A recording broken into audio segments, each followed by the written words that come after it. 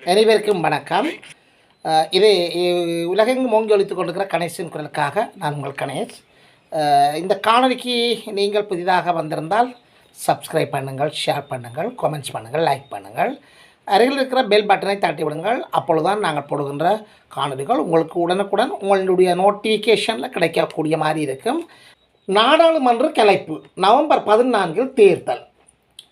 ஸ்ரீலங்கா நாடாளுமன்றம் நேற்றிரவு ஜனாதிபதி அனுராவால் கலைக்கப்பட்டுள்ளது. இவ்வாறு வர்த்தமானி அறிவித்தல் வெளியிடப்பட்டுள்ளது. இதன்படி பொதுத் தேர்தல் நவம்பர் 14 நடைபெறும் என அறிவிக்கப்பட்டுள்ளது. ஜனாதிபதியாக பதவியேற்ற அனுரா குமார திசாநாயக்கா நேற்றைய தினம் பிரதமரை நியமித்ததுடன் அமைச்சுக்களிலும் நியமனங்கள் வழங்கியுள்ளார். இதையடுத்தே நேற்றைய தினம் அவரால் நாடாளுமன்றம் கலைக்கப்பட்டுள்ளது. இவ்வாறு வர்த்தமானியில் அறிவிக்கப்பட்டுள்ளது. ஆக அனுரா திசாநாயக்கா தன்னுடைய பதவியேற்றதன் பின்னர் அதிரடியாக பல மாற்றங்களை தொடர்ந்து செய்து கொண்டு வருகின்றார்.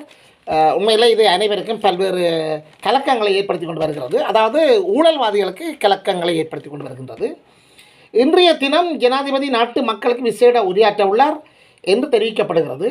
அரசாங்கத்தின் அடுத்த கட்ட நடவடிக்கைகள் மற்றும் தேர்தல் தொடர்பான கருத்துக்களை வெளிப்படுத்தும் வகையில் ஜனாதிபதி இன்று அறிவிப்புகளை வெளியிடுவார் என்று நம்பப்படுகின்றது.